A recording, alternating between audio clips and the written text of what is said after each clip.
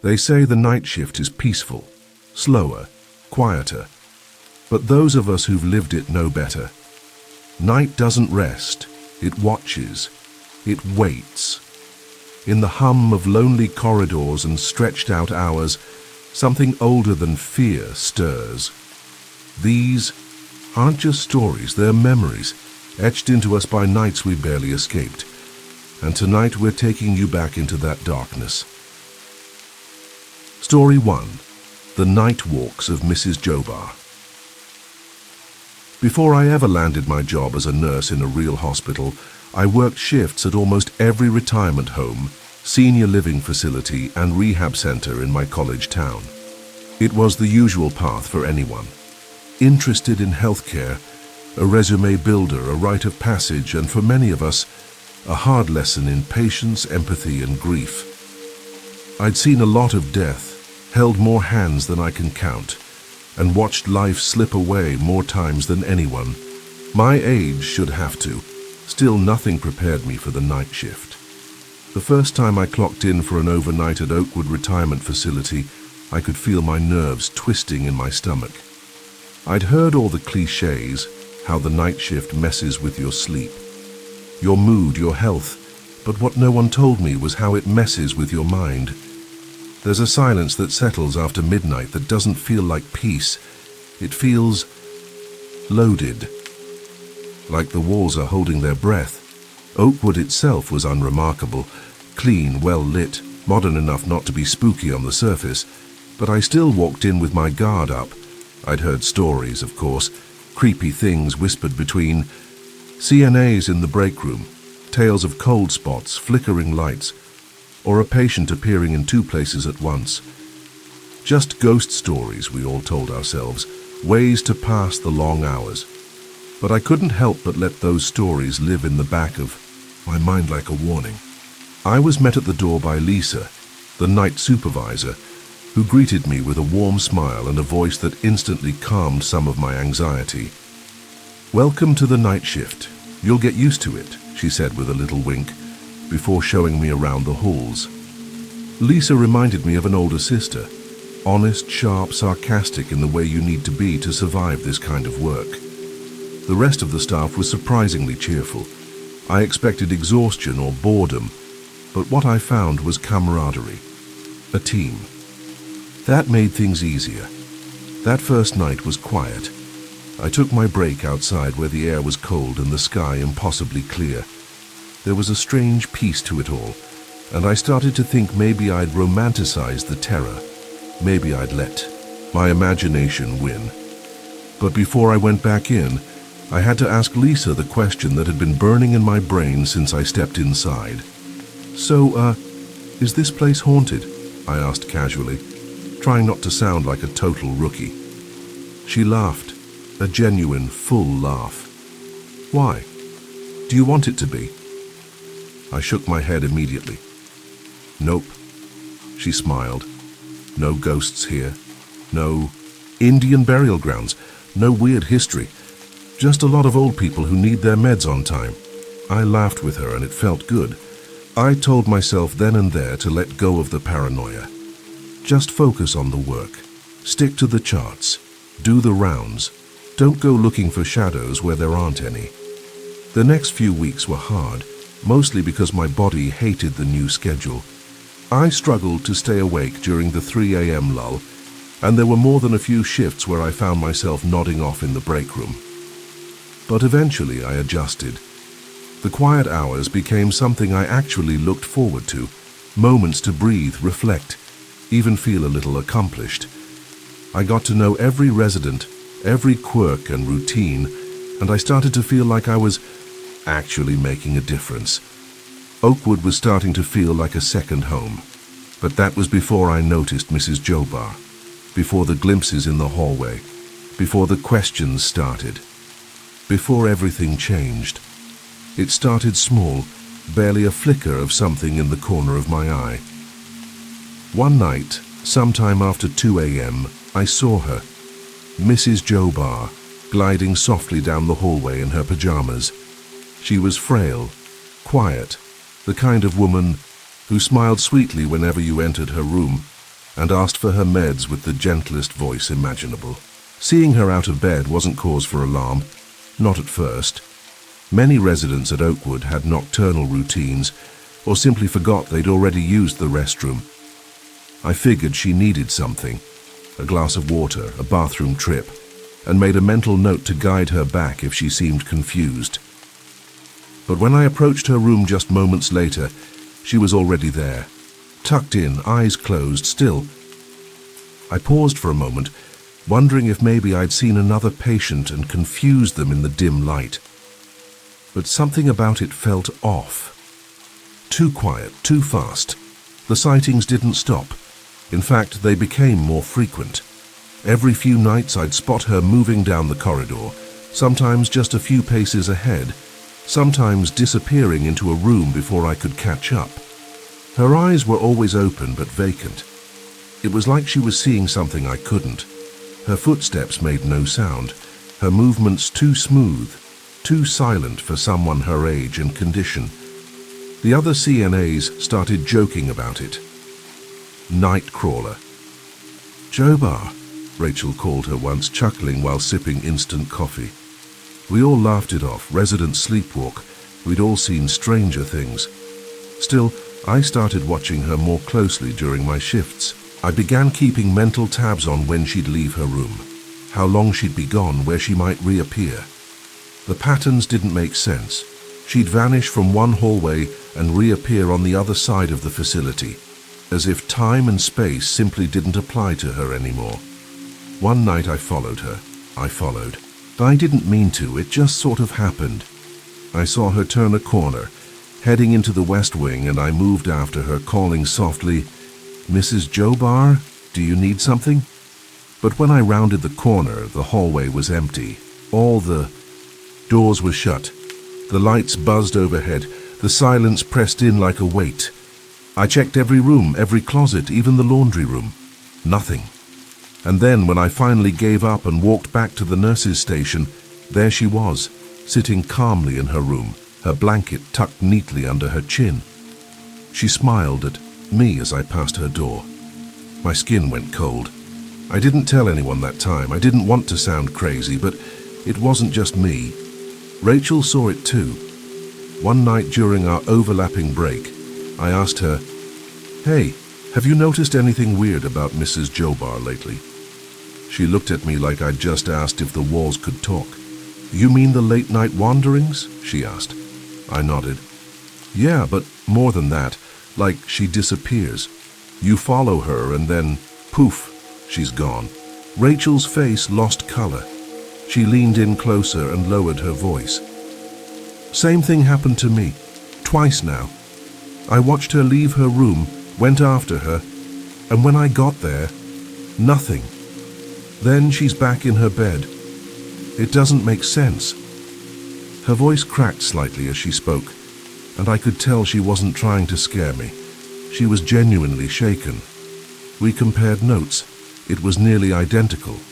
Same movement, same disappearance, same reappearance.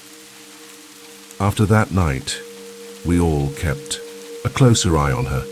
We didn't say it out loud, but the whole team was uneasy.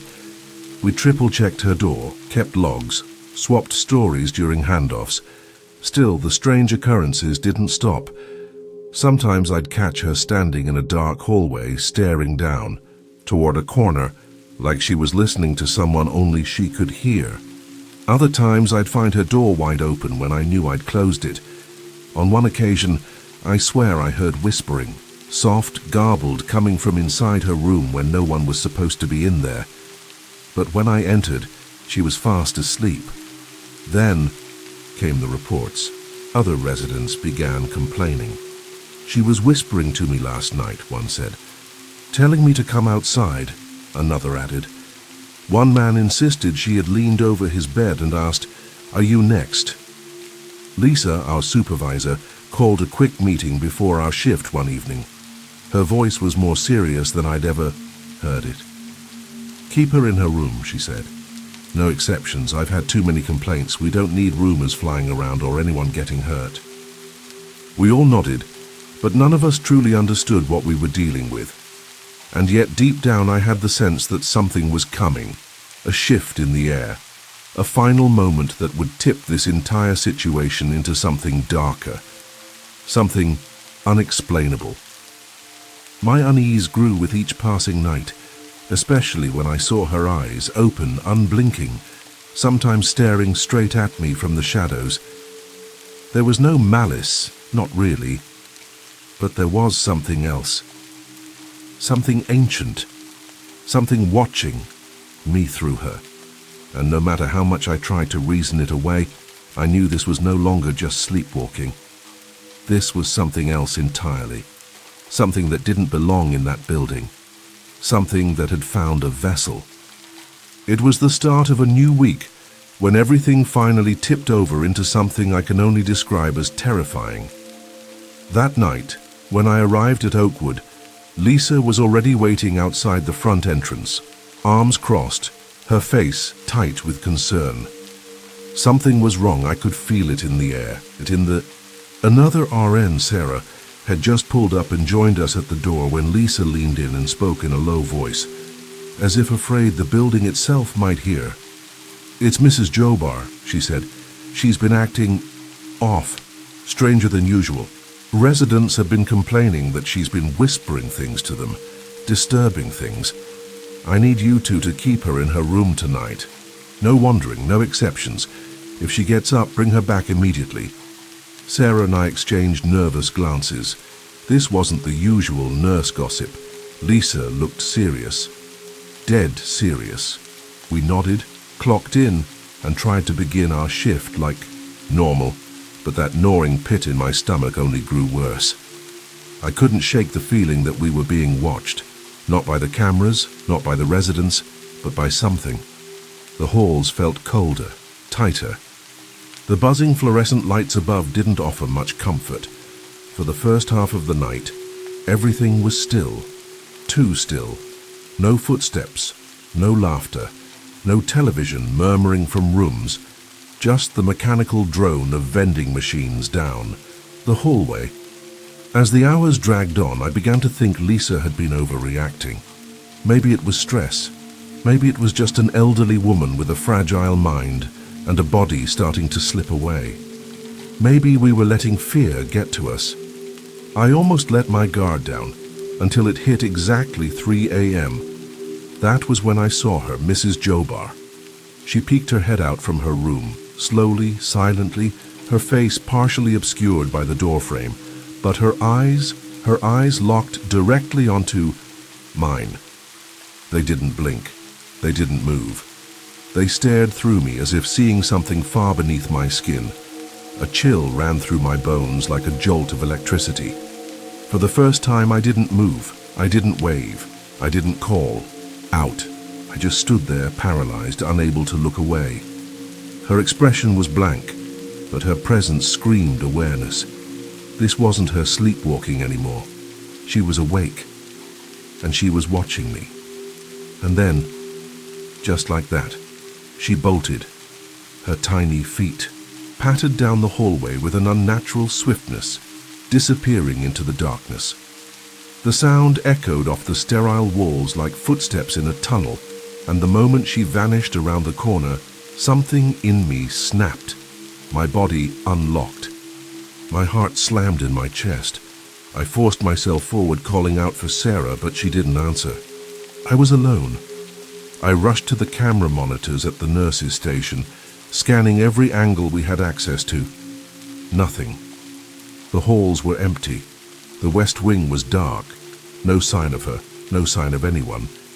It was like she had slipped between the cracks of reality itself. Driven more by duty than courage, I took a flashlight and headed down the corridor, whispering her name as I went. "Mrs. Jobar, please come back to your room." My voice sounded small and hollow against the walls. I checked every common room, the rec area, the mess hall, even the custodial closets. Nothing. My panic was growing now. I was sweating. My legs trembled with each step. I even considered opening the emergency exit to check the courtyard, convinced she might have somehow made it outside.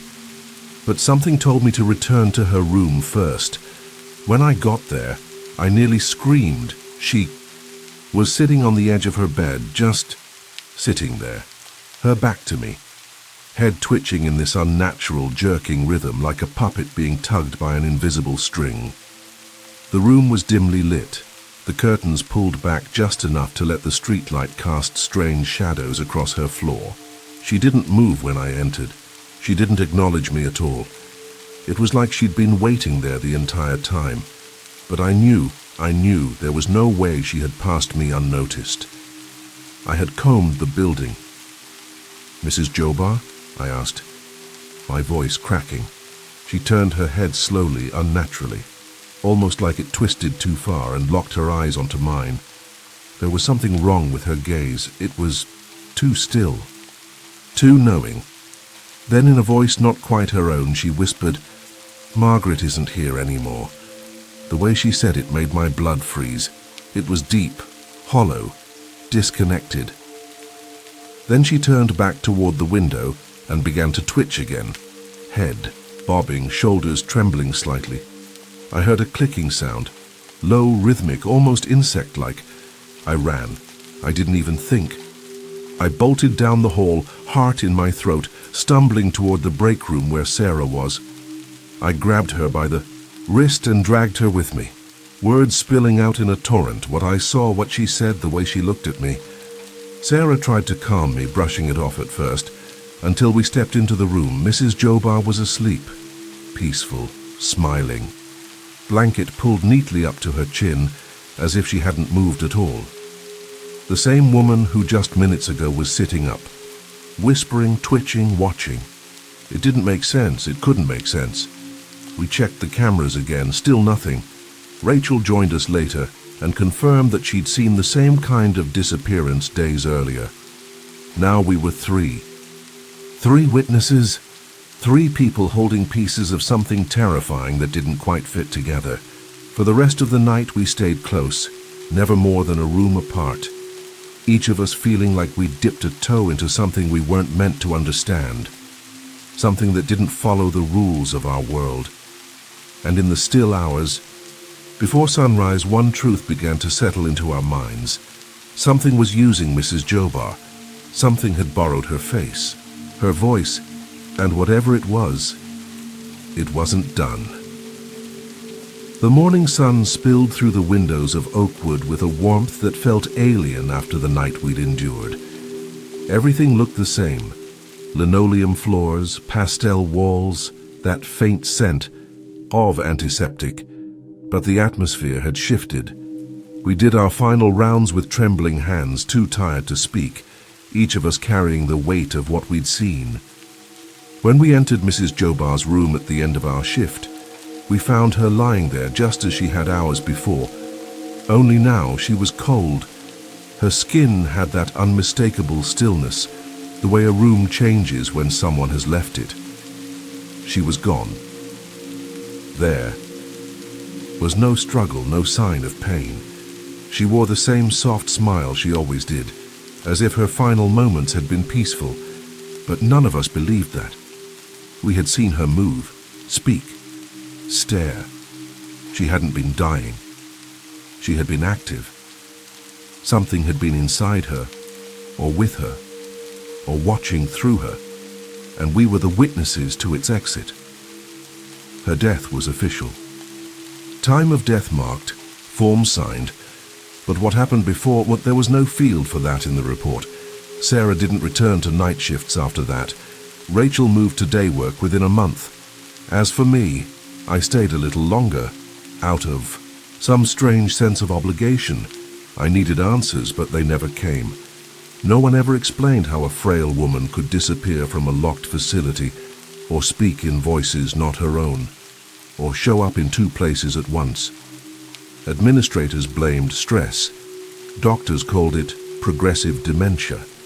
But I know what I saw. And it wasn't just a failing mind. In the months that followed, I found myself haunted not by the image of Mrs. Jobar twitching at the edge of her bed, but by the feeling of being observed, of knowing without doubt that I had been seen. Something looked through her that night, and whatever it was, it knew I was watching too. Eventually, I left Oakwood. I moved on to a real hospital, got my certifications, and tried to bury that chapter of my life. But sometimes during late shifts when the halls fall quiet, I think about her, about that final stare, that whisper. Margaret isn't here anymore. I still don't know who or what Margaret was, but I don't ask questions anymore, not during the night shift. Story 2. The Reading Man and the Quiet Boy. I've been living in Colorado for most of my life, but about 15 years ago, I moved to a small outlier town called Grand Junction. It's the kind of place that sounds like it should be bustling, somewhere, industrial or important, but it's quiet, tucked away, and mostly serves as a pass-through corridor for neighboring states. Nothing much happens here. People know each other by name. Shops don't change hands often, and the seasons mark time. More than clocks do. There's a rhythm to it, a pulse that hums just beneath the sidewalks and train tracks. Slower, familiar, safe. That's what I thought, at least. It didn't take long for me to fall in love with the town, the streets, the routines, the calm, hum of everyday life. I worked at a small mom-and-pop shop downtown where everybody knew everybody, and nothing ever seemed to change. People would stop in just to talk, whether they were buying something or not. You couldn't walk a block without someone waving at you from a porch or a storefront, and among all those familiar faces, one stood out more than any other: Warren. Barnes, the reading man. Warren was a fixture in Grand Junction. Nobody really knew when he got here, or even where he'd come from. He just was. A constant presence like the clock tower or the train horn at noon. He was homeless by definition, sure, but nobody thought of him that way. If anything, he was our town's honorary grandpa. He was wiry, with a beard that looked like it belonged in a Civil War portrait, always dressed in worn jeans and flannel, even in the dead of summer. What made him so remarkable wasn't his situation, but his spirit. Warren loved books more than anything in the world. Westerns were his favorite. He could talk for hours about Louis L'Amour or Zane Grey, but he read everything: history, crime, even philosophy. It was nothing to see him on a bench behind the bridal shop, surrounded by paperbacks, reading, with a concentration so intense the world could fall apart around him and he wouldn't blink. He had this energy about him, warm, calm, intelligent. Everyone from the baker to the librarian had a story about him. He didn't just read, he helped, always offered a hand, never asked for much in return. He was one of the only people I've ever met who could make you feel seen in under 10 seconds. Walk past him once and he'd remember your name, your dog's name, and probably your favorite book if you happened to mention it. It was like he collected people the same way he collected stories, quietly, respectfully, completely. The librarian, Rachel, always saved him the latest returns. Jake at the hardware store let him sweep up for a few bucks and a sandwich. Mary at the bakery would set aside fresh pastries for him, wrapped in a napkin like a secret. Warren belonged to the town, and we all took care of him. Despite his circumstances, he never once complained. If you asked him how he was doing, he'd smile and say, "Oh, can't complain, it's a fine day to be alive." And you'd believe him. He meant it. I don't think I've ever met someone who carried so much peace in their heart. That's why the day he didn't show up, everything shifted. It was a Sunday, I remember. The kind of lazy, coffee-steamed morning where everyone moves just a little slower. By noon, people were starting to talk, first quietly, then more urgently. The coffee shop hadn't seen him. The library hadn't seen him. His usual bench was empty, his books gone. Some folks waited it out, thinking maybe he'd just decided to explore another part of town. But others, those who'd known him longest, knew something was wrong. Warren didn't skip days, he didn't change his routine. That man was as dependable as the sunrise. By early afternoon, someone called the police. A missing persons report wasn't exactly straightforward when the person missing didn't have a fixed address. Still, this was Warren. The town leaned, and we were worried, but nobody expected what was coming, not even close. The first strange clue came from the woman who ran the bridal shop. She'd found Warren's wallet down by the boat ramp, miles from where he usually stayed. That alone was cause for alarm. Warren never left his things lying around. That wallet was as much a part of him as his books. And the boat ramp? That wasn't his place. He hated water, always said it made his joints ache. She left immediately to talk to the authorities, hoping it was just a misunderstanding. But the truth, when it surfaced, was something none of us were ready for. At first, nobody wanted to say it out loud, but we all felt it. Something was wrong. Warren wasn't just missing. He had vanished. The town's heartbeat had skipped, and in the silence that followed, tension took its place. We tried to keep things normal. Shops opened, trains passed, but beneath every polite smile was a shared fear we hadn't yet named. Days passed. Then the whispers started. The first murmur came from an officer who let it slip at the diner that some things had been found by the river. Not everything, just pieces. Nobody knew what that meant until someone saw something floating downstream, an arm, bloated and pale, caught beneath the footbridge. A fisherman called it in. Then another piece surfaced, and another, all in different parts of the river. By the end of that week, we had confirmation. Warren was dead. No one in town could process it. This wasn't just a crime. This was desecration. A man we all loved, slaughtered, dismembered, and discarded like garbage. It felt like the town itself recoiled, drawing into itself, waiting for an explanation that could make any of this make sense. But no explanation came. Not right away. That week, I couldn't sleep. I found myself sitting outside my shop every night watching the street Warren used to walk. It felt like he might appear again, clutching a battered paperback, asking if I'd read it yet. I wanted to believe maybe it had all been a mistake, but then the police started asking questions. Who had seen Warren last? Did anyone know if he had enemies? But Warren didn't have enemies. That was the problem. He was the town's gentle soul. So how did someone like him end up like that? And that's when the attention shifted, slowly, then suddenly, to Brian Coe. Brian lived just a few houses down from mine. He was young, maybe 18 or 19, and the kind of kid people described as quiet when they weren't sure what else to say. I'd seen him around, sure, never thought much of him. He wasn't friendly, but he wasn't rude either, just blank. I'd sometimes catch him standing in his side yard, staring at nothing for long stretches of time, his hands at his sides, completely still. Once I called out to him, "Morning, Brian." No response.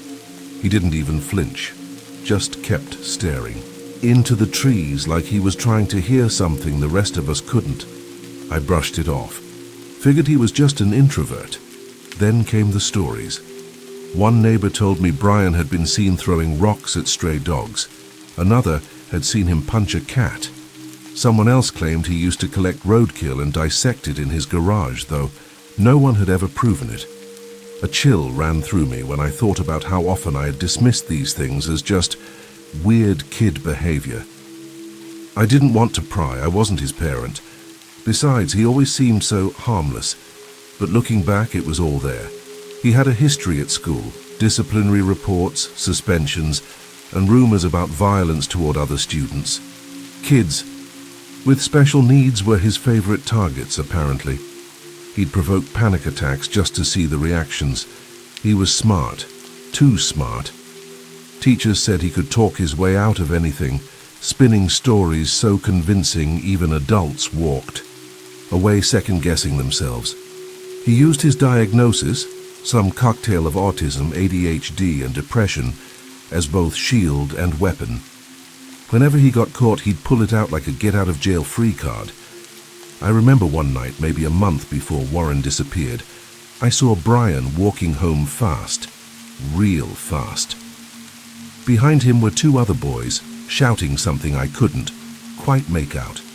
He ran inside and slammed the door, and the boys, laughing, threw a rock at the front step.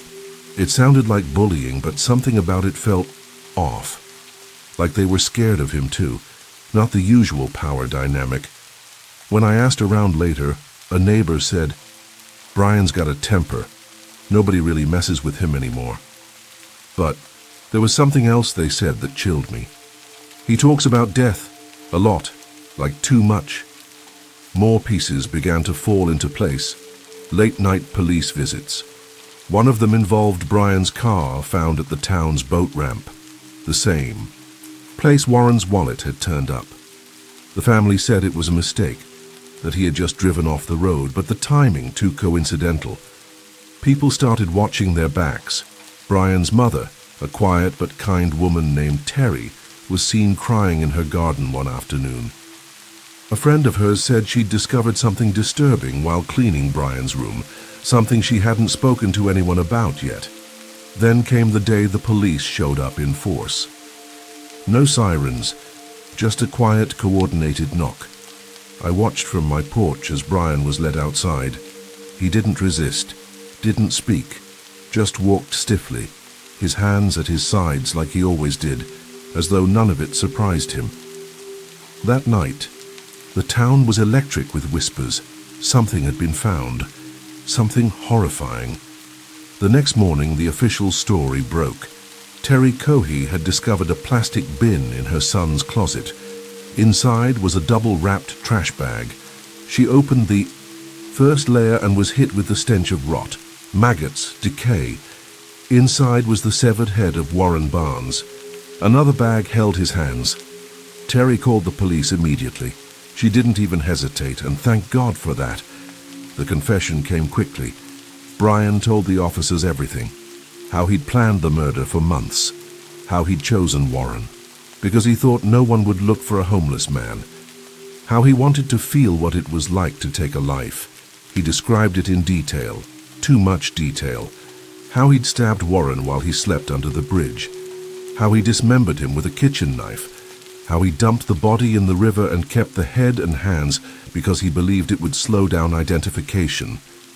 The boy had even layered. Gloves to avoid leaving DNA, rinsed his car's trunk with water from the boat ramp, and attempted to clean the blood. But he wasn't as clever as he thought. A piece of flesh had clogged the car's drain. That, combined with his mother's discovery, sealed his fate.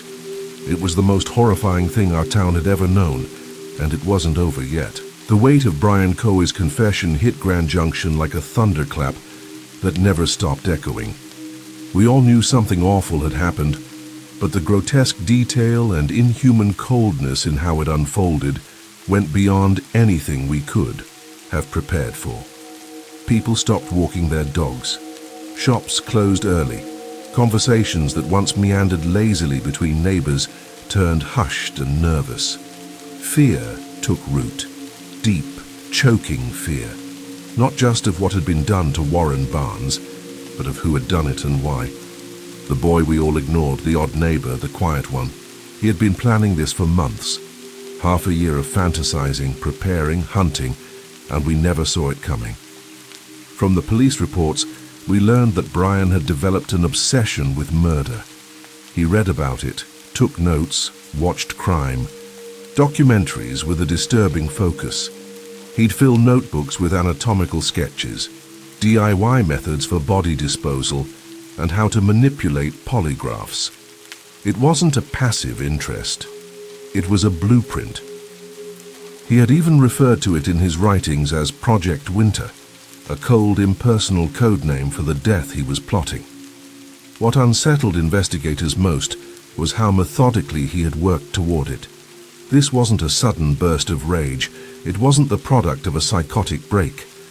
This was something far worse, a deliberate, calculated execution of a fantasy. His target, Warren Barnes, was chosen with terrifying logic. Brian had reasoned that the disappearance of a homeless man wouldn't trigger the same level of public alarm or investigation as a valued citizen. But Warren wasn't nameless here. He was our community. That miscalculation may have been the only flaw in Brian's plan. If he had chosen someone else, some unknown traveler, some vagrant passing through, maybe he would have gotten away with it. But Warren's absence triggered a collective panic. We looked for him. We missed him. And that pressure, combined with Brian's own arrogance, unraveled everything. According to his own statement, on the night of February 27th, under a full moon, Brian parked near the boat ramp. He'd already scoped the area days prior and prepared what he chillingly called his kit. Inside it, a large kitchen knife, layers of gloves, duct tape, trash bags, and cleaning supplies. He had worn 3 pairs of gloves, convinced a single layer wouldn't prevent trace DNA transfer. He'd even lined his trunk with painter's plastic to contain the mess. He approached Warren quietly. The man had built a small shelter under the bridge, just enough to shield from the cold wind. He was asleep, vulnerable. Brian slipped behind the flap of tarp and stabbed him in the neck. Warren woke up immediately, choking, confused, trying to speak. "Why?" he asked, over and over, pleading. But Brian didn't stop. He kept stabbing until the old man stopped moving. Then he got to work. Brian dragged the body to his car, opened the trunk, and began to dismember it piece by piece, using nothing more than the same kitchen knife. No saw, no axe, just brute force. Driven by some void in his soul none of us could begin to fathom. He worked in silence, occasionally humming, pausing only to switch gloves or reposition the limbs. His method was slow, clumsy, but horrifyingly determined. He removed Warren's head and hands and placed them in separate bags, which he kept in his car's back seat. His idea was that without dental records or fingerprints, the body couldn't be identified. Then he drove to the edge of the dock and pushed the rest of the corpse into the river, intending to wash the trunk out with water from the ramp. But when he closed the trunk prematurely, it sealed in blood and biological matter. That trunk became his undoing. Later, when the car was retrieved, officers noted the unmistakable stench and the deep red stains that still leaked from the rear. But none of that would have mattered if Terry Coey hadn't acted when she did. Brian's mother, in the days after, noticed something off. His room smelled terrible. He blamed it on food left in a gym bag, but the odor only worsened. While tidying his closet, she found the bin. It was sealed, double-bagged, but flies buzzed around it. The moment she opened it and saw the maggots, she stopped. Instinctively, she knew. She dropped the bag, called her husband, and together they contacted the authorities.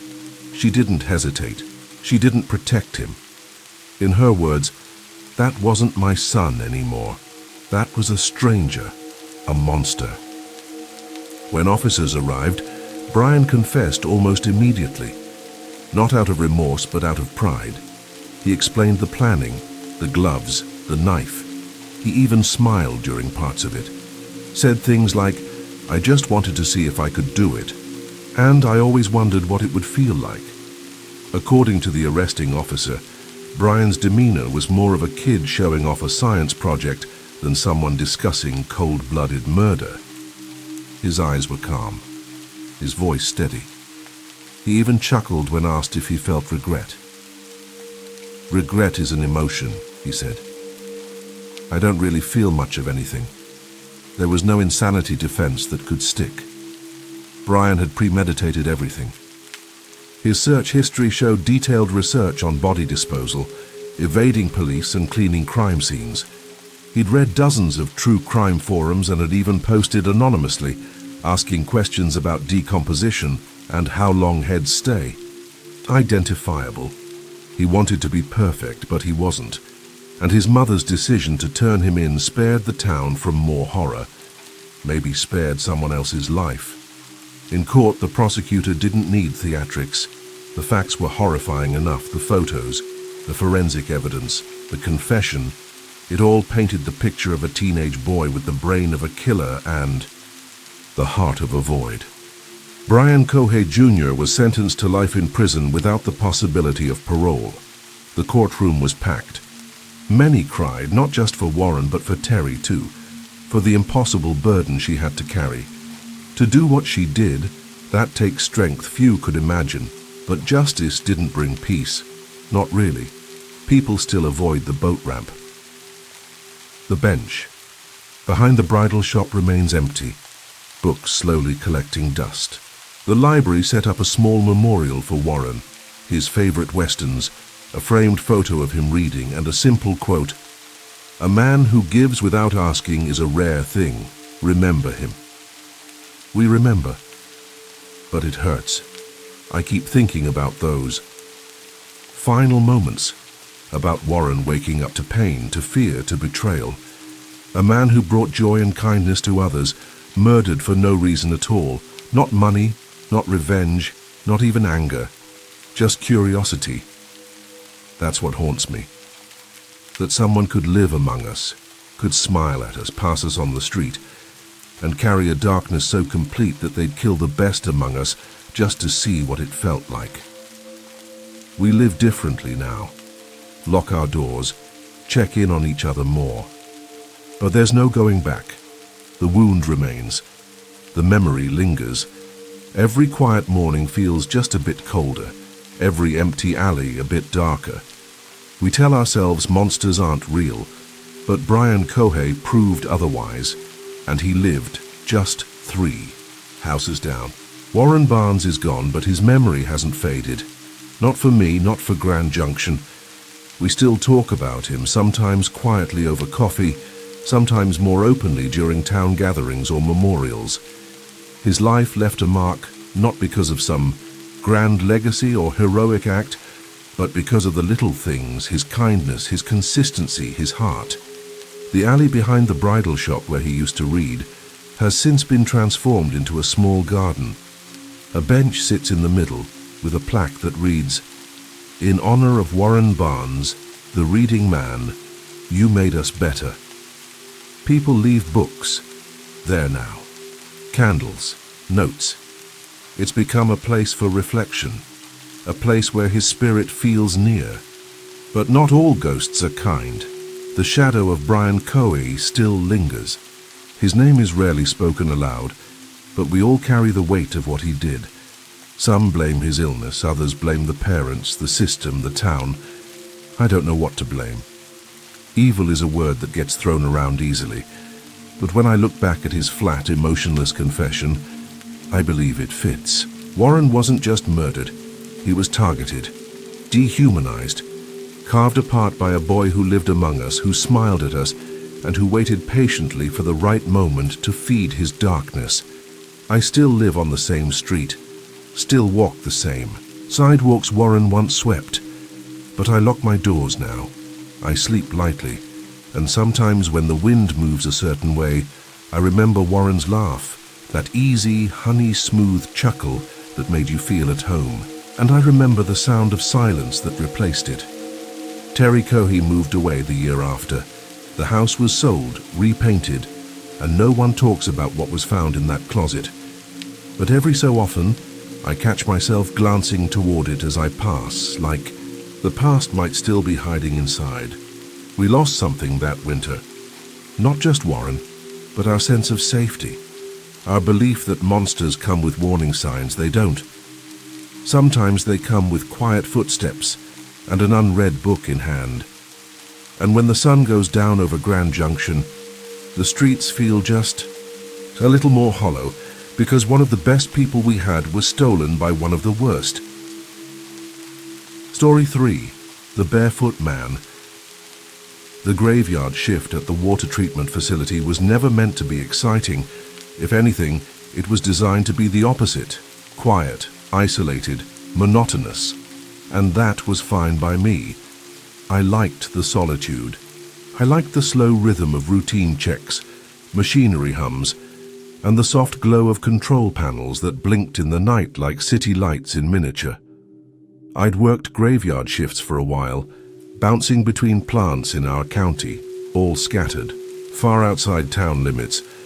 We were a small crew, certified operators who covered massive ground because the demand was low and the pay, frankly, didn't justify a team for each facility. Some nights I was responsible for 2 sites. This particular one, though, was deep in the sticks, 60 miles from the nearest real town. Most folks mistook the plant for a prison. It sat like a concrete beast on a hill, wrapped in barbed wire fencing and lit up like a maximum security facility. Tall perimeter lights lit the grounds, casting eerie shadows across gravel paths and heavy steel doors. It was a fortress built for silence, and in that silence, I found a strange sense of comfort. The world disappeared out here. No traffic. No phones ringing. Just me, the water, and the machines that kept it all running. I had a routine. I'd show up just before midnight, punch in through the side access door, and do a round through the main facility, check gauges, monitor pressure levels, make sure nothing was leaking or sparking or sounding off in the wrong key. The job wasn't glamorous, but it paid well, and the solitude let me drift. Some nights I'd bring a handheld console or a book or just sit and watch the monitors.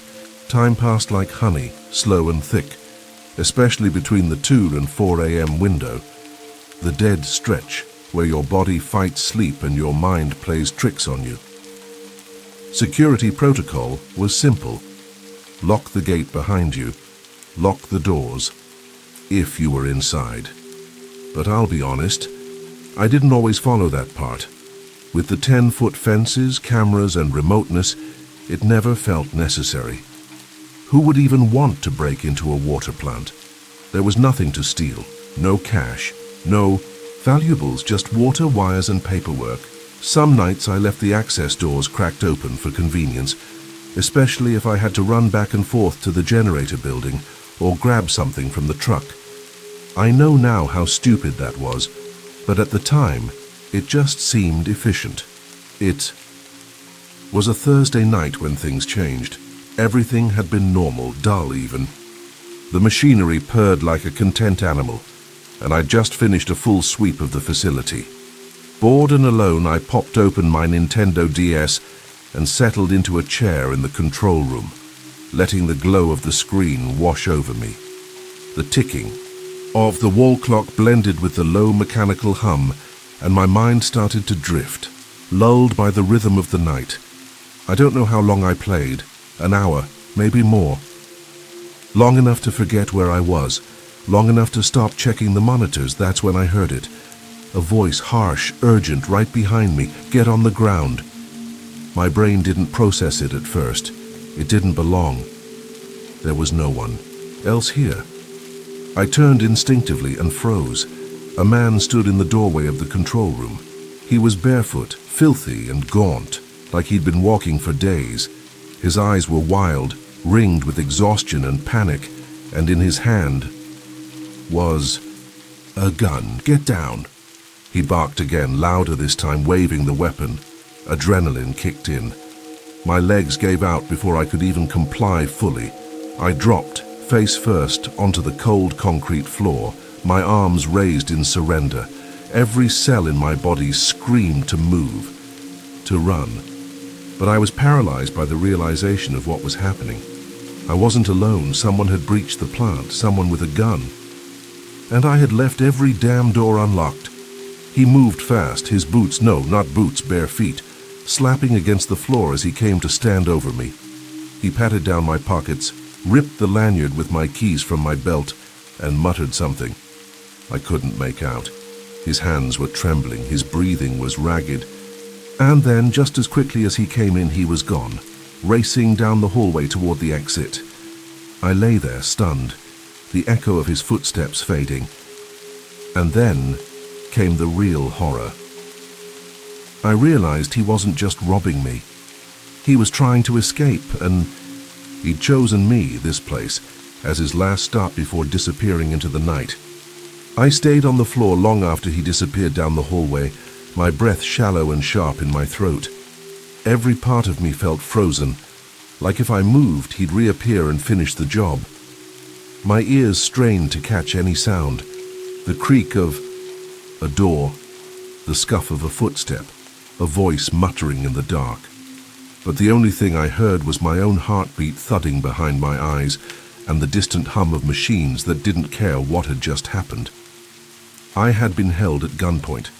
That fact circled my mind in a constant loop. The man had a gun, he tied me up, he could have shot me, killed me, and no one would have known for hours. Eventually, I dared to roll to my side, checking to make sure. He was really gone. The control room was a mess, papers scattered, drawers pulled open, personal items dumped across the floor. My wrists ached from where the duct tape bit into them. My ankles were the same, and the cold of the concrete floor had started to settle into my bones. The man hadn't been particularly skillful at restraint. His hands had trembled the entire time, but he was fast, efficient, desperate. The way he moved, the way he handled the gun, it wasn't a bluff. He'd done this before, or at least fantasized about it. I could tell by the way he scanned the room, always alert, always listening. Like an animal running on pure adrenaline, I kept working my wrists against the tape, slowly, carefully. I didn't know if he was still somewhere in the building, watching, waiting. But eventually, I managed to get one hand free, then the other. My skin peeled in places, raw and sticky, but I didn't care. I scrambled to the console and checked the security feed. It wasn't much, just a few grainy angles of the entrances and corridors, but he wasn't on any of them. He was gone, or hiding somewhere I couldn't see. I called 911 with fingers that barely worked.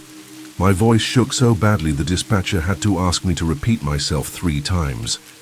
I gave them the address, told them I was safe, technically, and then just sat there staring at the empty doorframe.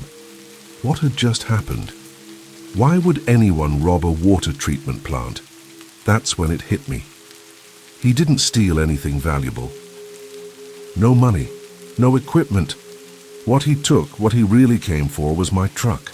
I remembered how he held the keys like a prize, turning them over in his hands with a kind of reverence. He hadn't come here to loot. He'd come here to escape. And then I remembered something else. He wasn't wearing shoes. That detail, more than anything else, rooted a new kind of terror in my stomach. A barefoot man, filthy and trembling, holding a gun and muttering apologies, had just stolen my truck in the dead of night.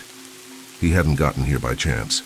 This place, far off the highway and hidden from the main roads, wasn't easy to find unless you were looking for it, which meant he had been walking for a long time. Through fields, through woods, maybe along the shoulder of the highway, alone, in search of something, anything that could get him out of sight.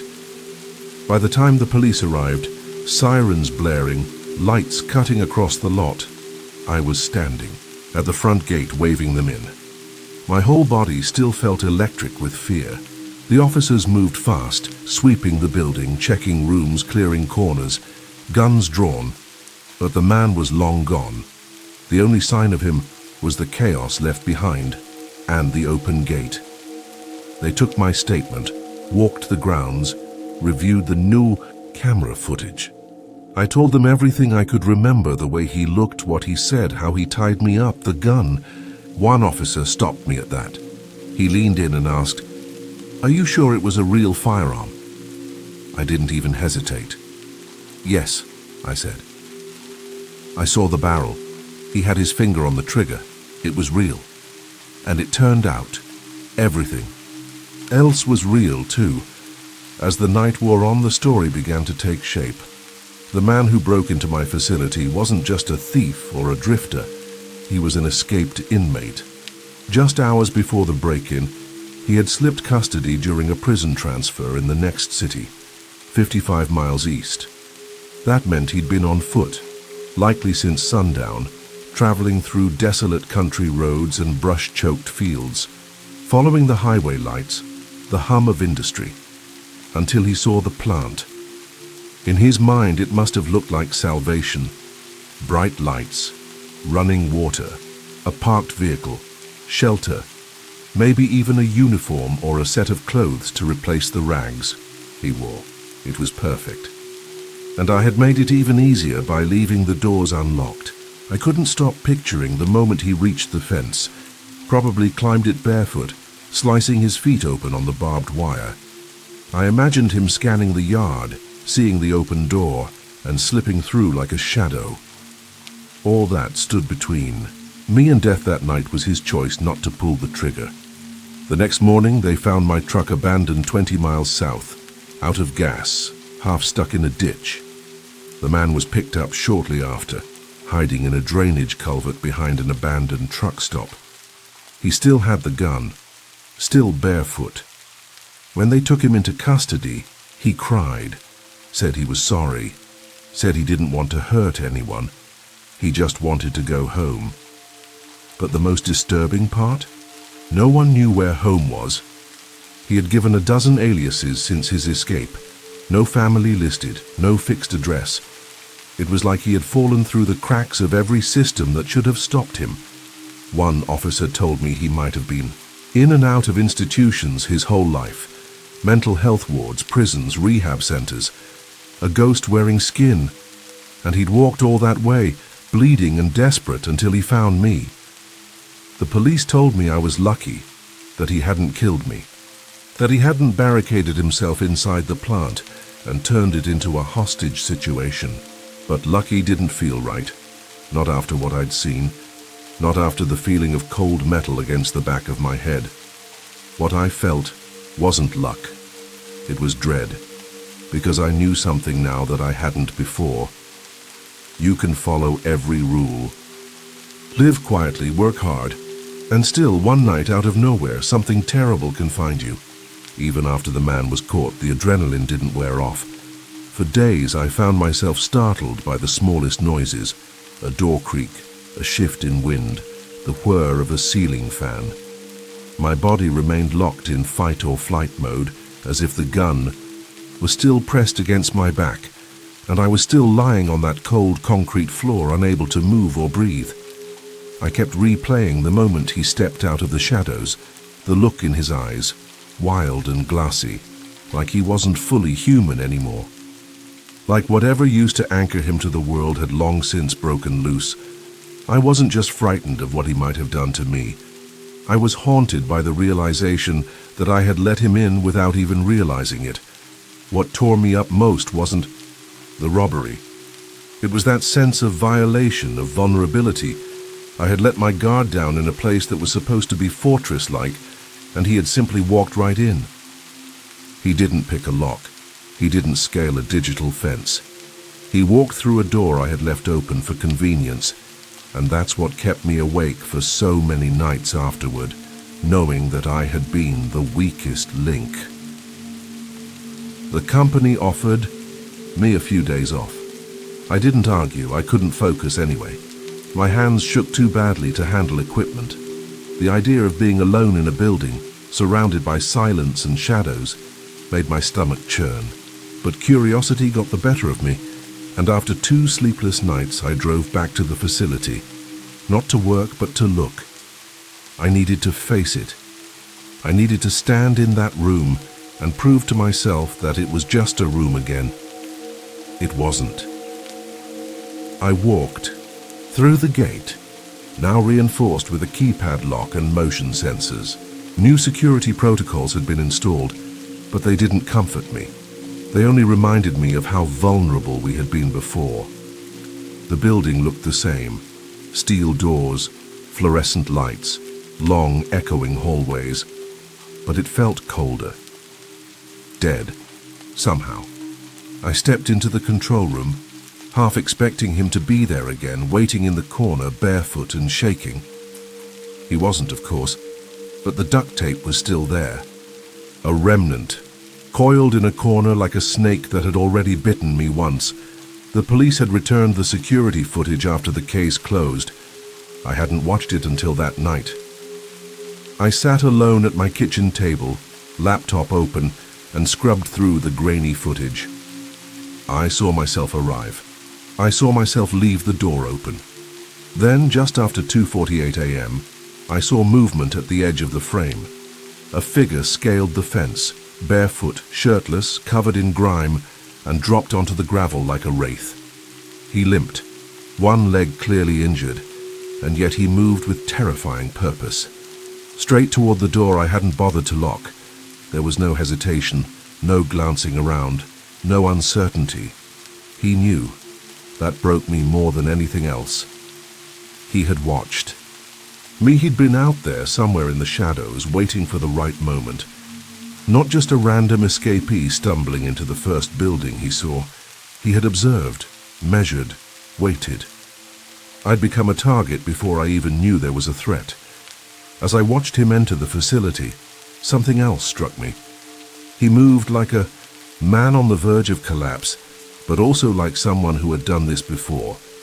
His first stop was the break room, then the maintenance closet. He didn't even hesitate, like he had studied buildings like this, like he had memorized blueprints. It chilled me. Then came the footage from the control room. I watched myself playing the DS, blissfully unaware, as the man approached behind me. He stopped at the door and just watched for nearly a full minute. I never even glanced up, never sensed him, just sat there, immersed in my game, as the predator loomed closer. When he finally spoke, when I jumped and dropped the device, it felt like watching someone else's death scene. I shut the laptop. I couldn't watch anymore. The next day, I visited the police department. I needed to know more, needed to ask questions that had gnawed at my gut since that night. The officers there were surprisingly forthcoming. Maybe they saw the bags under my eyes, the tremble in my fingers. Maybe they'd seen it before. They told me the man's name was Levi Miles, 36 years old, former military, discharged, under questionable circumstances. Multiple arrests for burglary, drug possession, and assault. Diagnosed with paranoid schizophrenia, but never held long-term in any facility due to system limitations. Escaped custody during a low-security transfer between jails. He had no known address, no emergency contacts, just a long, winding record of instability and violence. When I asked about the gun, the officer said it was stolen, taken during a break-in just days before the escape. It had never been reported. The homeowner never even realized it was missing until they matched the serial number. Levi had been carrying it the whole time, loaded and functional, and he never fired it, I asked. The officer shook his head. No, but he could have. That answer stayed with me. It echoed like a drumbeat behind every thought. He could have. He could have shot me when I reached for the tape. He could have fired when I twisted in panic. He could have killed me for no reason at all. And yet, for some unknowable reason, he didn't. Maybe he saw something in my face. Maybe he was too tired. Maybe he didn't want to kill, just escape. But the scariest answer was the one I couldn't prove or disprove. Maybe he simply didn't care enough to pull the trigger. That kind of indifference terrifies me more than hatred ever could. I found out later that Levi had tried to break into another facility 2 nights before mine. Same method, scaled the fence, tried the doors, found them locked, moved on. If I had done the same, if I had just turned that key, he might have kept walking, might have passed me by like a ghost looking for a different haunt. But I didn't, and because of that he found me. I don't work night shifts anymore. After the incident, I requested a transfer, then eventually left the job altogether. Even in daylight, the memory clings to me like oil, thick, dark, impossible to wash off. It wasn't just the fear of a man with a gun. It was the realization that I had never been as safe as I thought. That comfort was an illusion I'd wrapped around myself like a blanket, and it had been yanked away in a heartbeat. I used to believe the fences were enough, that the cameras and locks were more for show than necessity. Now I understand they're not just symbols. They're the last thread between order and chaos. And that night, I left that thread dangling. Sometimes, I still hear his voice when I'm alone, raspy, uncertain, almost apologetic. I didn't want to do this. And maybe he meant it. Maybe he really was just desperate. But the moment you see someone's finger on the trigger, aimed at your life, all justifications dissolve. That line between danger and death, stranger, and executioner is razor thin. And I'll never forget how easily he stepped across it. I started therapy not long after. PTSD, they said. Flashbacks, hypervigilance. It's all part of the process. What they don't tell you is how it changes your wiring. You scan every parking lot. You flinch when someone walks too close behind you. You double-check every door, every lock, every bolt. Not because you think someone's coming, but because now you know they might. The facility eventually overhauled all their protocols.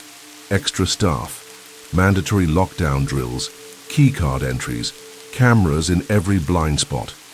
I'm glad, truly, but it came too late for me. I gave them my warning the night it happened, duct tape still clinging to my skin. I was lucky, they said, over and over. You're lucky he didn't kill you. As if luck was something I'd earned. No, I wasn't lucky. I was spared by someone else's whim. And that's the part that will haunt me for the rest of my life, because now no matter where I go or how bright the lights shine, I always wonder who's watching from the dark and what they're willing to do to get out. Story 4. Don't open the door. I used to work nights at a dementia care facility. Just me and 15 residents, most of whom couldn't remember what year it was, let alone their own names. It was the kind of job you fall into when you're young, broke, and too stubborn to admit you're in over your head. I was 23, barely scraping by, and this night shift was the only thing that paid enough to cover my rent. The building itself was a converted Victorian boarding house in a gentrified neighborhood, tucked between old doctors' offices and generational homes. Charming by day, but at night, it could feel like a haunted museum. Dim hallways, creaky floors, and an oppressive silence that settled in as soon as the last TV was switched off. Despite the eerie vibes, I didn't mind the solitude. I got along well with the residents. Most were harmless, sweet even, in that sad, forgetful kind of way. I'd learned their rhythms, who liked tea at 2 a.m., who wandered into the hallway looking for a husband that had died 30 years earlier. I kept a calm demeanor, played card games with them, redirected their confusion gently when it got too much. It wasn't easy, but I knew how to manage the environment. I didn't need backup. Or so I thought. That night began like any other. I'd done my rounds, checked meds, and was halfway through a game of matching card suits with one of my favorite ladies, a woman named Marcy, who believed every night was prom night and I was her date. She giggled and teased me as she turned over hearts and clubs, her mind lost in some pleasant version of the 1950s. It was peaceful, soft, familiar. Then the doorbell rang. It was sharp and sudden, cutting through the silence like a scream. I froze. Nobody visits this facility at night. Nobody should. It's a secured building. The front gate is locked. There's no reason for anyone to be ringing the bell at 3 in the morning. At first, I brushed it off. Maybe a delivery driver. At the wrong address. Maybe a glitch in the system. But when I walked to the front window and looked out, there was no one there. Just the empty walkway, the gate, and beyond it, darkness. I told myself it was a fluke, returned to Marcy, and tried to resume our game. But my skin itched. My thoughts spiraled. I couldn't shake the feeling that someone had been there, watching, waiting. 10 minutes later it rang again, clearer this time, louder. My heart skipped. I bolted back to the window. Nothing. Only this time, something had changed. Across the street, a car was parked under a tree. I didn't recognize it. It hadn't been there earlier. I stared at it, trying to make out the shape of the person in the driver's seat. But the windows were tinted and the street lamp overhead cast more shadows than light. I took a photo of the license plate, just in case. But even that felt like a weak defense. Something wasn't right. Back inside, I sat down and tried to act normal. I didn't want to scare the residents, but Marcy was watching me now, really watching, not lost in a fantasy. Her eyes, usually clouded with confusion, were suddenly clear, focused. She tilted her head and asked, "What did the gentleman want, dearie? He looked like he had a bad night. Needs a cup of coffee." Goosebumps surged across my arms. "What gentleman?" I asked. She blinked. "The one at the door, the one looking in the window." My mouth went dry. I turned to look behind me at the long hallway that led to the front entry, now shadowed and empty. I knew what dementia did to people. I knew it could warp reality, fabricate hallucinations, pull voices from the past and plaster them onto the present. But I also knew that Marcy never hallucinated, not like this, not with detail.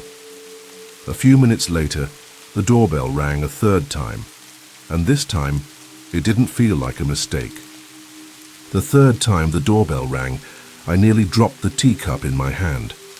It was past 3 a.m., and each chime hit harder than the last, more deliberate, like whoever was out there wanted to be sure I knew they weren't going away. I slowly rose from the table, leaving Marcy to her game. Her eyes followed me with quiet concern, the kind of lucid fear I rarely saw from her. Something inside her seemed to understand the gravity of the moment better than I did. I crept down the hallway, heart pounding in my chest like a tribal drum. The old house groaned beneath my feet, each step a betrayal of my presence. As I approached the front window again, I kept to the side, shielding myself behind the curtain before daring to peek through. The car across the street hadn't moved. The silhouette inside was still vague, motionless, almost too still. I scanned the porch, the walkway, even the flower beds. No one. No sign of movement. Then something shifted in my peripheral vision. Figure. Not at the front gate where they should have been, no, closer. Too close. They were right up against the side of the building now, just beneath the window where I stood. I recoiled instinctively, pressing my back against the wall, breathing through my nose to stay silent. Who the hell was this? Why hadn't they knocked or called or anything but this creeping game of appearances and disappearances? I wanted to call the police, I should have, but I hesitated. What if I was wrong? What if this was just a loiterer or someone mentally unwell? I didn't want to be the person who cried wolf over a shadow. I tried to steady myself and return to my post at the common room, but something had changed. Marcy wasn't looking at the cards anymore. She was staring down the hallway. Her face had gone pale and she held her cup like a shield. "He's still there," she whispered. I turned. No one. Just the flickering, sconce light and the painting of flowers in the hallway. "Marcy," I said gently, "there's no one there." But she wasn't having it. "Don't go to the door," she said. "Feisty man is liable to hurt you." I froze. That wasn't a line pulled from her dementia-induced dreamscape. That was real, grounded, coherent, too coherent. I stepped toward the hallway again, this time more cautious than before. As I moved, another resident passed by, Mr. Callahan.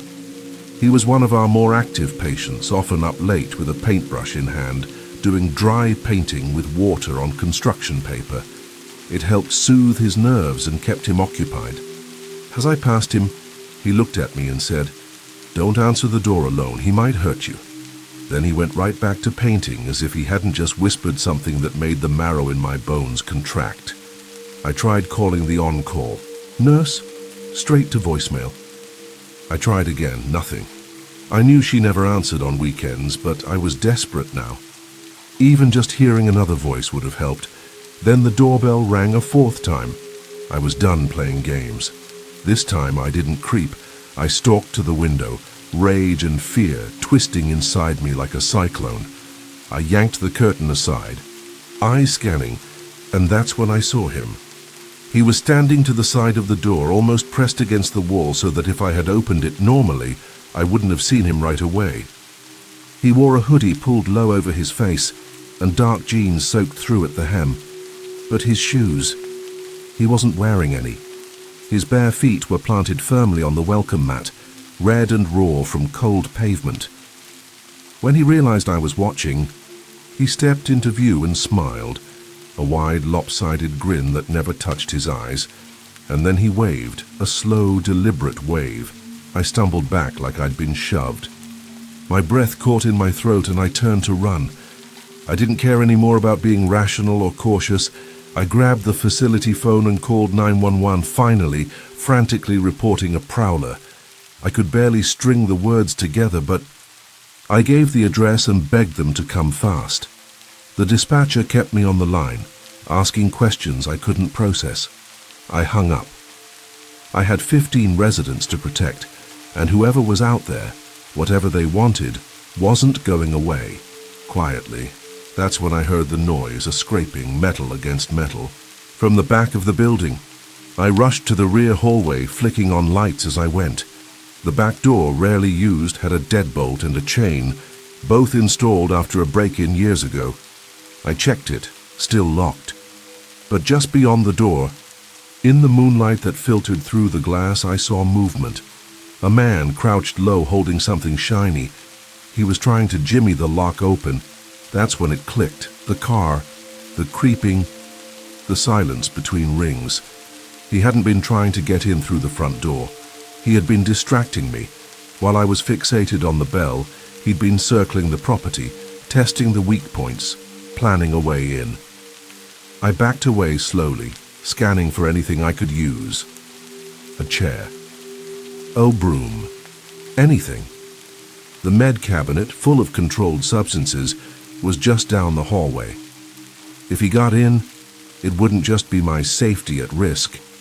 It would be the lives of 15 vulnerable people, none of whom could defend themselves, some of whom didn't even know where they were. And that thought terrified me more than anything else. I stood frozen in the hallway, watching that shadow outside the back door, crouched low like a predator waiting for its moment. He worked with urgency, but without panic, like someone who'd done this before, or at least thought it through. Couldn't see his face, but the way his hands moved, the confidence in his posture, it told me everything I needed to know. This wasn't a man looking for help. This was a man with a plan, and we were in it. I backed away from the glass slowly, careful not to make a sound. My mind was in overdrive, calculating options. I couldn't fight him, not with my bare hands and not without knowing what he might be carrying. I couldn't run either, not with 15 residents scattered across the house, some sleeping, some wandering, some so fragile they might fall and never get up. I needed to do something, but more than that, I needed time. I darted to the med room and fumbled for the emergency key. I locked it from the inside and made sure every drawer and cabinet was sealed. If he was after drugs, he wouldn't find any here. Then I grabbed the facility phone and called the police again, this time screaming down the line. He's trying to get in through the back. I can see him. He's picking the lock or doing something with the bolt. The dispatcher's voice tried to calm me. We have units en route. Stay inside. Don't engage. Keep the doors locked. Easy for you to say, I thought. You're not in a house full of people who think it's 1973. As I stepped out of the med room, I nearly collided with Mr. Callahan again, still holding his wet paintbrush, still aimlessly strolling the hallway. His eyes, for once, met mine with full clarity. "Don't let him in," he said softly. "He's not right." I nodded and urged him back toward his room, but before I could shut the door behind him, I heard the click of the back lock. I spun around just in time to see the knob twist. He was in. The back door creaked open just an inch, enough to show the outline of his shoulder, the shine of metal in his hand. Not a gun, a crowbar. I slammed the hallway door shut and threw the lock, heart pounding, sweat breaking cold along my neck. Then I ran, every step a hammer in my chest, toward the common area. I yelled for the residents to stay in their rooms. Most didn't respond. A few peeked out, confused and disoriented, and I had to guide them back gently but urgently. Marcy stood near the television, clutching her favorite cardigan like a security blanket. "Is the gentleman back?" she asked. He didn't look. "Well, go to your room, Marcy," I begged. "Lock the door, please." She nodded, but her eyes stayed locked on the hallway, wide and unblinking. I returned to the front, checked every window, every lock, still intact.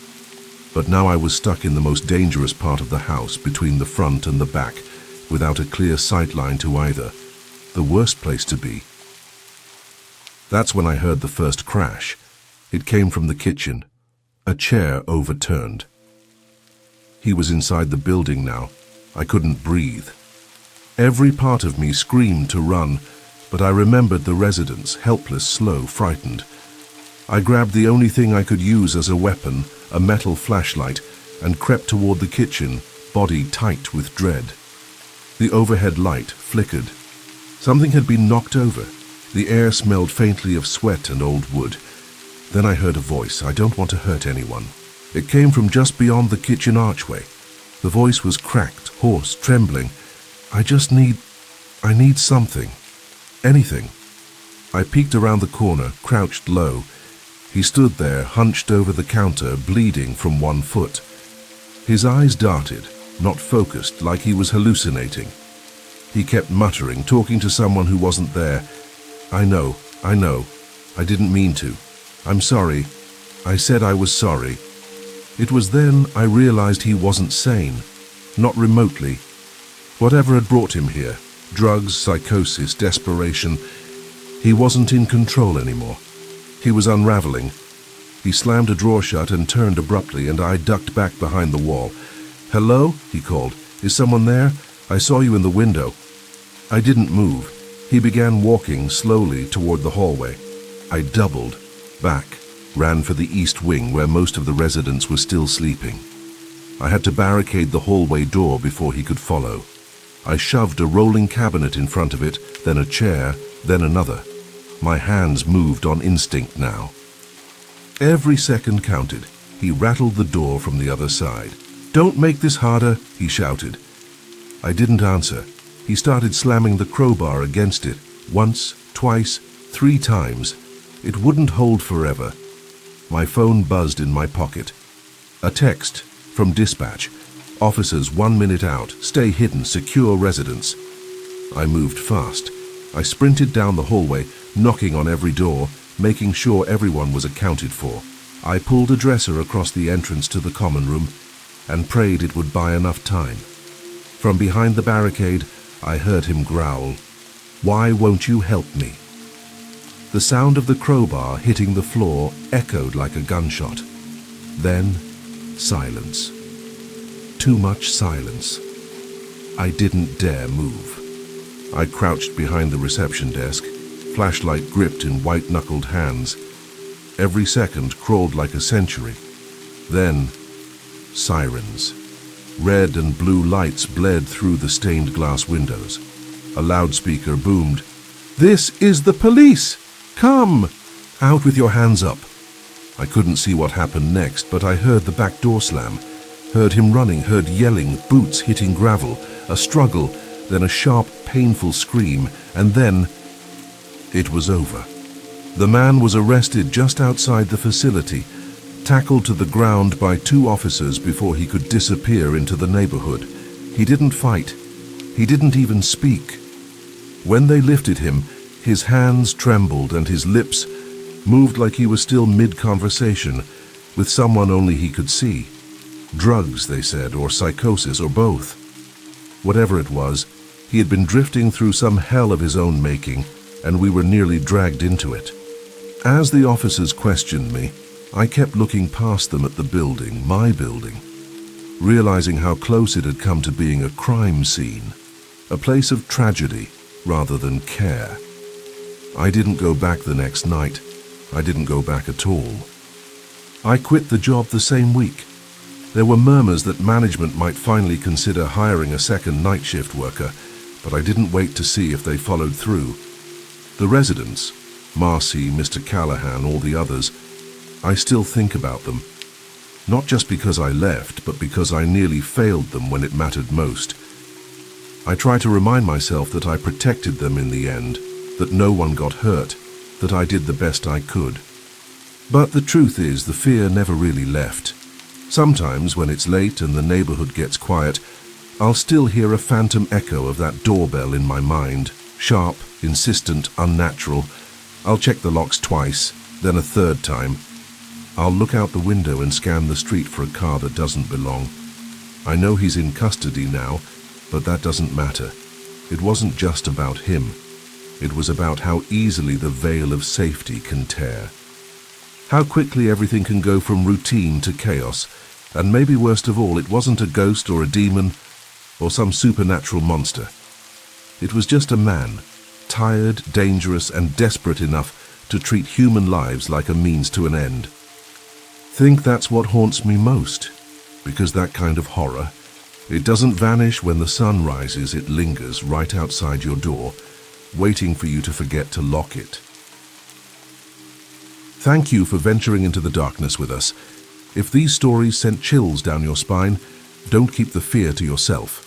Leave a comment, smash that like button, and share this video with someone who dares to listen in the dark.